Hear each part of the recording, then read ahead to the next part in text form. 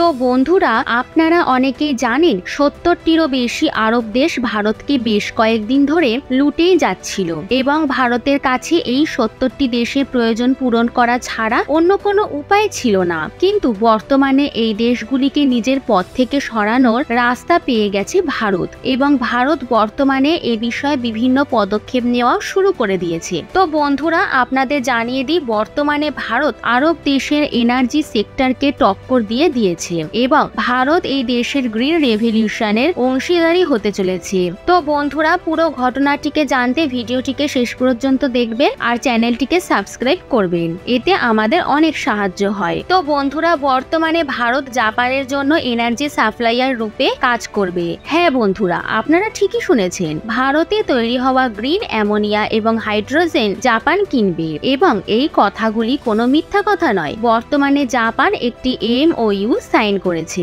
এর অনুযায়ী Singapore based company Sembcorp industry green অ্যামোনিয়ার এক্সপোর্ট জাপানকে করতে চলেছে। আপনাদের জানিয়ে দিই, একটি নয় দুটি জাপানিজ কোম্পানি ভারতের এই অ্যামোনিয়াকে কিনবে। এই দুটি কোম্পানি হচ্ছে সুজিত কর্পোরেশন এবং জাপানিজ পাওয়ার কোম্পানি কিউসু ইলেকট্রিক পাওয়ার। আসলে কিছু জাপানিজ কোম্পানি যেমন টয়োটা এবং মিৎসুবিশি হাইড্রোজেন ইন্টারনাল কম্বাসিয়ান টেকনোলজিতে বড় জায়গা দখল করে নিয়েছে এবং বর্তমানে হাইড্রোজেনকে কয়লা রিপ্লেসমেন্ট হিসেবে দেখা হচ্ছে।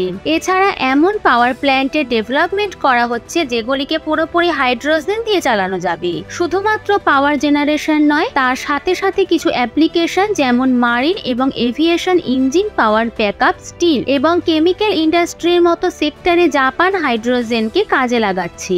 এর জন্য জাপান ভারতের সাহায্য চাইছে। এছাড়া বড় খবর এটাই যে বর্তমানে এই খবরটি তখন উঠে এসেছে যখন ভারত হাইড্রোজেনকে নিয়ে PLI লঞ্চ করেছে, স্পেশালি ইলেকট্রোলাইজার প্রোডাকশনের ক্ষেত্রে, যাতে হাইড্রোজেন উৎপাদনে বেশি পরিমাণে ইন্ডিজিনাইজেশন করা হয়। এছাড়া আপনাদের জানিয়ে দিই, জাপানের আগে ভারত ইউরোপের সাথে কথা বলেছে গ্রিন হাইড্রোজেন সাপ্লাইকে নিয়ে এবং একবার যদি এই এগ্রিমেন্ট সাইন হয়ে যায় তাহলে 11 million metric ton green hydrogen প্রতি বছর ইউরোপিয়ান ইউনিয়নকে সাপ্লাই করবে। তো বন্ধুরা, আপনারা বুঝতেই পারছেন ভারতের এই পদক্ষেপগুলির জন্য অয়েল প্রডিউস দেশগুলির নজর ভারতের দিকে চলে এসেছে। এছাড়া আপনাদের জানিয়ে দিই, শুধুমাত্র ভারতই নয়, চীন সমেত বেশ কয়েকটি সাউথ এশিয়ান দেশ পেট্রোলিয়ামকে হাইড্রোজেনের সাথে রিপ্লেস করার কথা ভাবছে।